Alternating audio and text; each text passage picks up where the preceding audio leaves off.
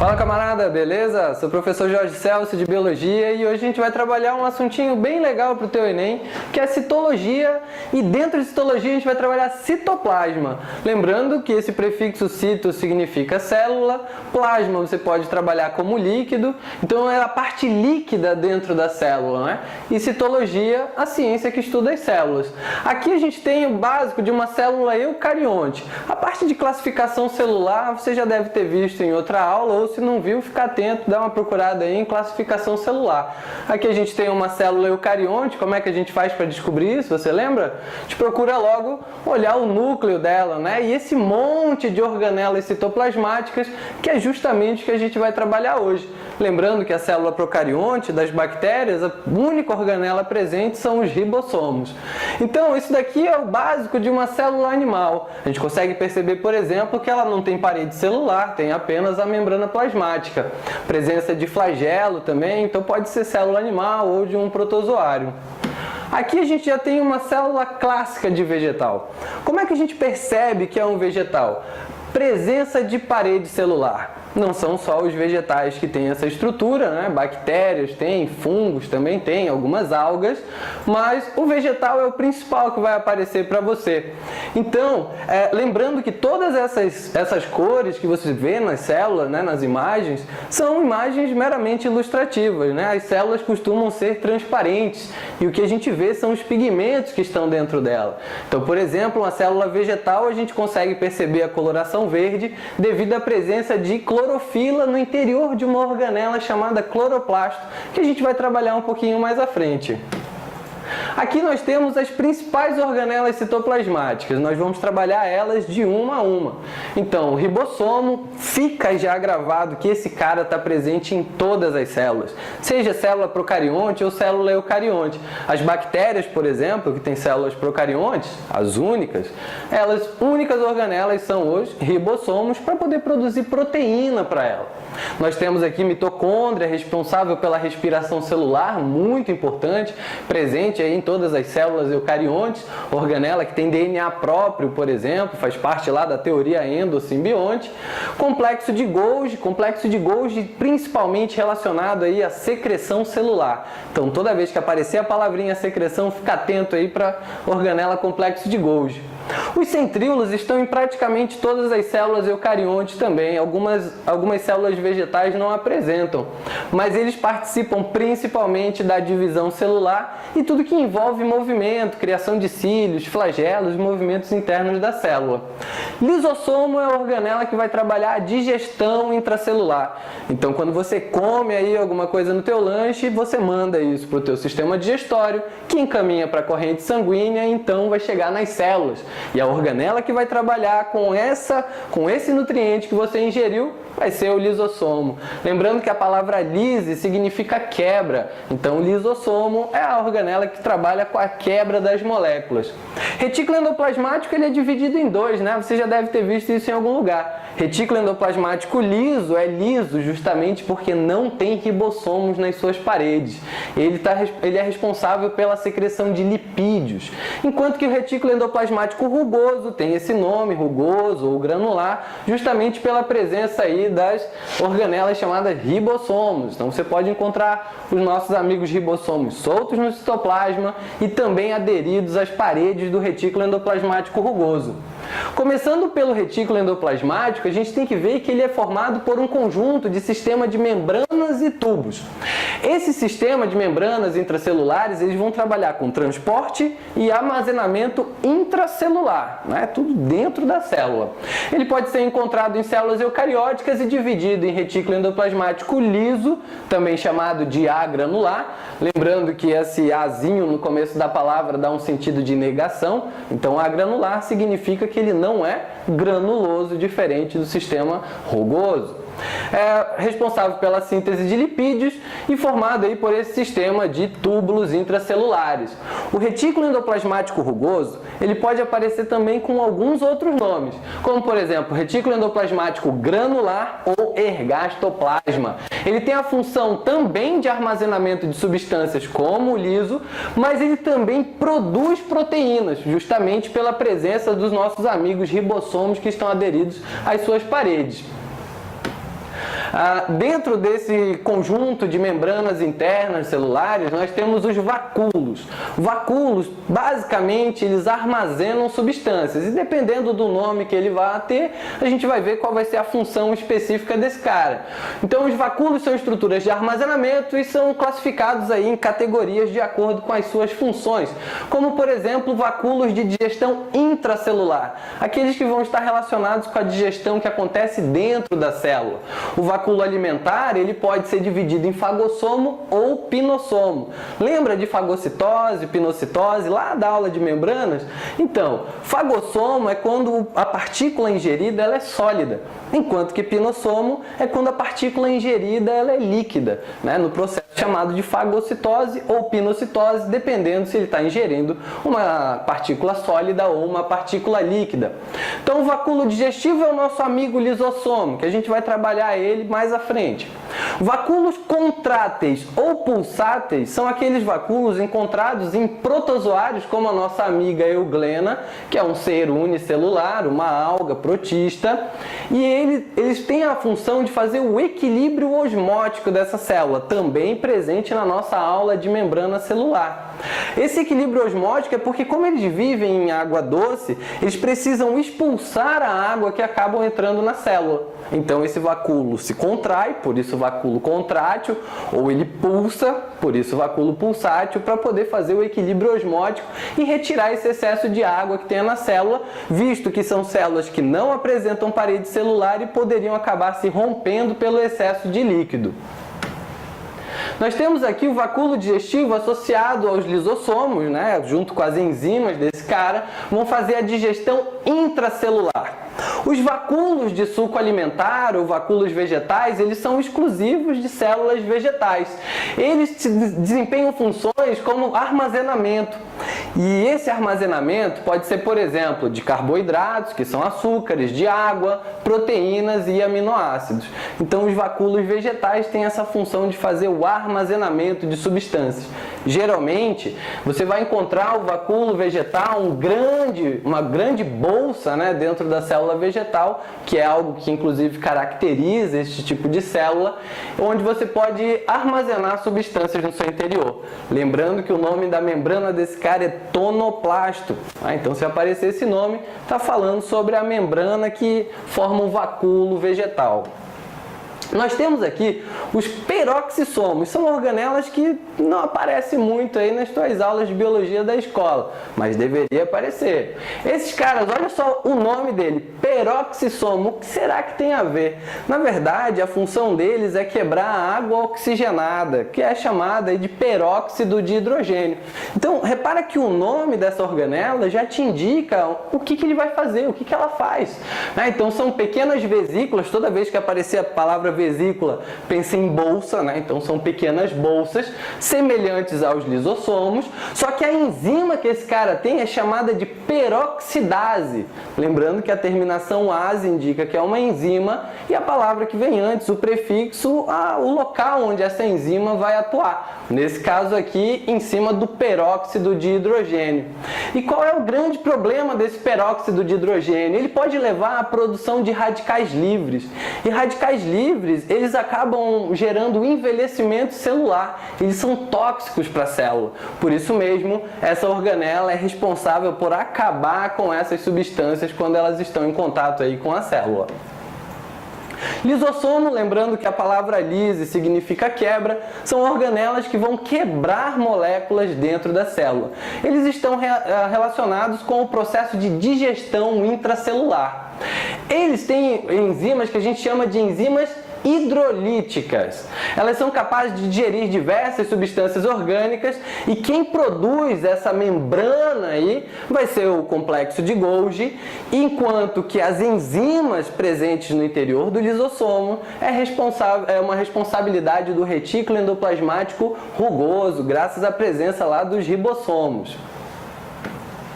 Os lisossomos, eles normalmente são esféricos e tem aí essas enzimas que vão quebrar as moléculas que entrarem na célula, estão presentes apenas em células vegetais, células animais, sendo responsáveis pela digestão intracelular. E quando a gente fala dessa digestão intracelular, ela se divide em dois grupos básicos.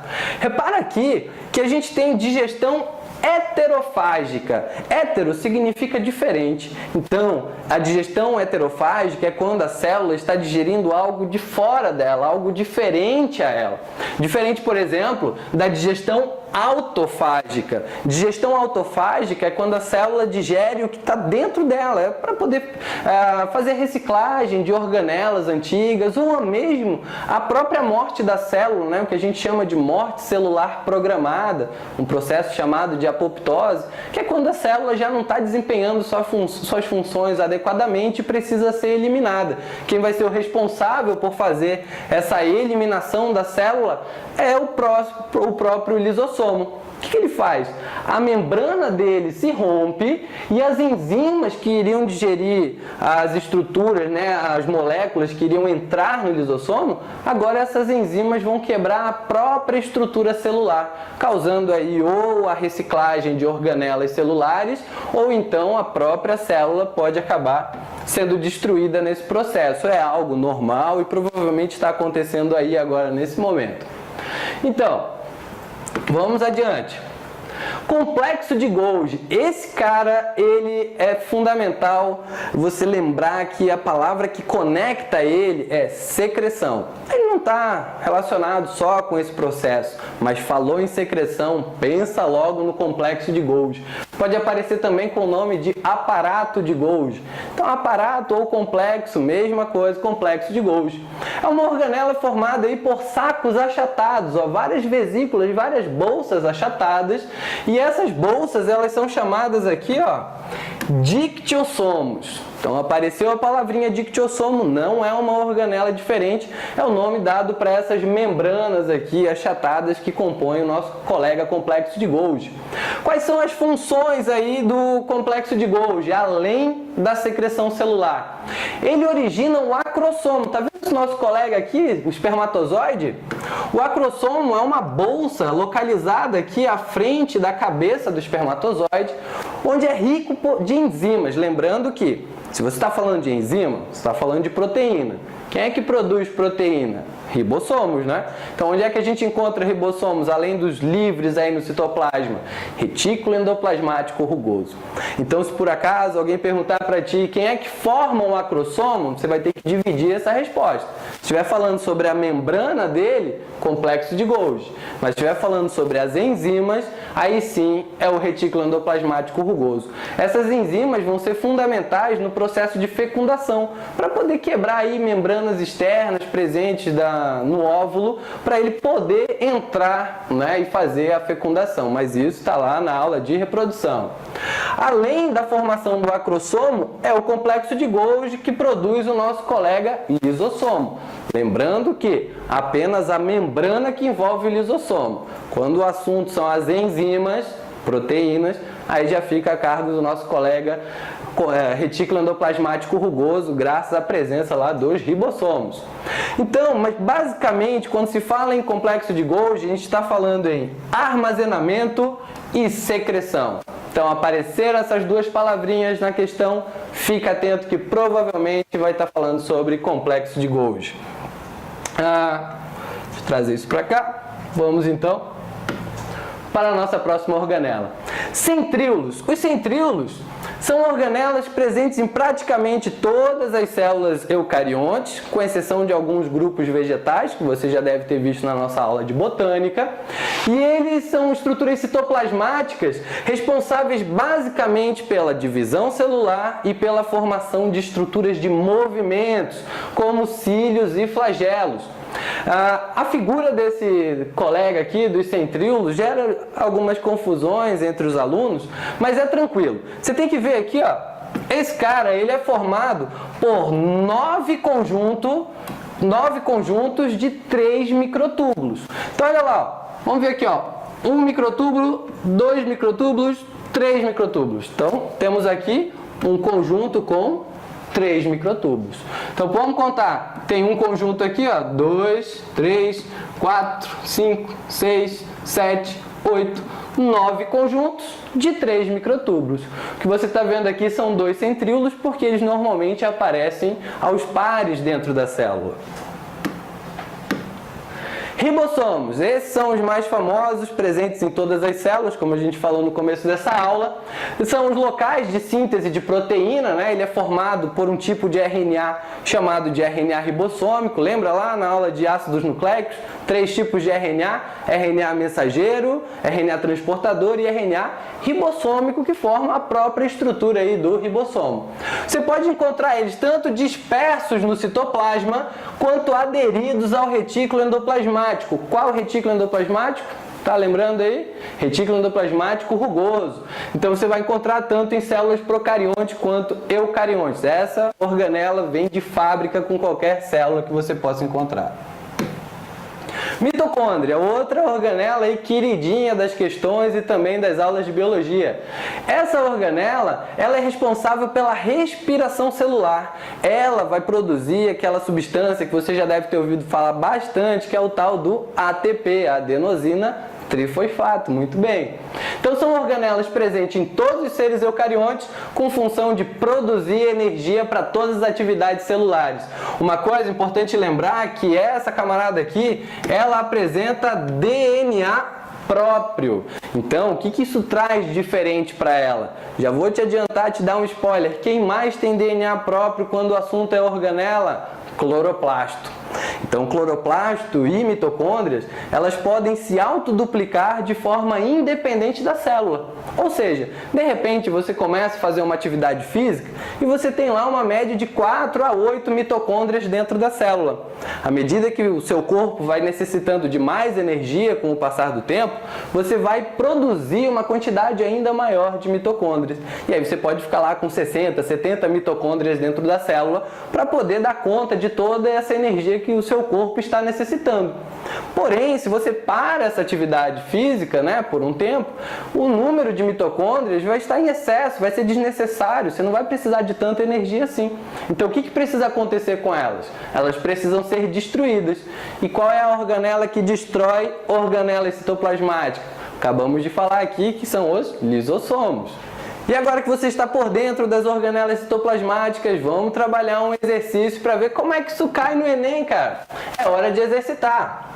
Bom, aqui nós temos uma questão do Enem de 2013 e diz assim, ó: uma indústria está escolhendo uma linhagem de microalgas que otimize a secreção de polímeros. Pera lá, vamos analisar essa questão. Olha a palavrinha mágica que apareceu aqui: secreção. Então, uma linhagem de microalgas que otimize a secreção de polímeros comestíveis, os quais são obtidos do meio de cultura de crescimento. Na figura, jogar a figurinha para cá. Na figura podem ser observadas as proporções de algumas organelas presentes no citoplasma de cada linhagem. Então, o que a gente tem aqui? Uma figura, uma legenda para cada organela em questão, e cada corzinha aqui, ó, representa uma organela. E aqui na questão nós temos a proporção dessa organela em cada linhagem. Qual é a pergunta? Qual é a melhor linhagem para se conseguir maior rendimento de polímeros secretados no meio da cultura? Tá fácil, né? O que falta você procurar aqui? Onde é que tá falando sobre complexo de Golgi, cara? Secreção é complexo de Golgi. Então vamos lá. Aqui, ó, nós temos esse cinza claro, são as mitocôndrias. Mitocôndria, respiração celular. Em branco, o nosso complexo de Golgi. Então fica atento, complexo de Golgi e secreção. A cor preta vem para o retículo endoplasmático, né? Que pode ser liso, pode ser rugoso, enquanto que o cinza representa o núcleo. Então, qual dessas linhagens você vai encontrar uma quantidade maior de complexo de Golgi? Vamos lá, dar um pause agora para você analisar. Bom, agora você já deve ter encontrado, ficou fácil, né? Então, onde é que a gente tem uma quantidade maior de complexo de Golgi? Olha aqui o branco, ó. Complexo de Golgi, muitão, pouco menos, mais ou menos, um pouquinho, só 50 centavos de complexo de Golgi, né? Então, qual é a linhagem que apresenta uma quantidade maior de complexo de Golgi, que consequentemente vai trabalhar aí com o processo de secreção que a questão está pedindo? Linhagem número 1 é só gabaritar aí, festa. Fácil, né, cara? Falou de secreção, você está falando automaticamente de complexo de Golgi. Então, muito obrigado, essa foi mais uma aula, espero que você tenha gostado. Qualquer coisa, ó, fique atento aqui às nossas redes sociais, se ainda não é inscrito, se inscreva. E algumas coisas eu não sei, mas uma coisa eu sei, que dessa vez vai!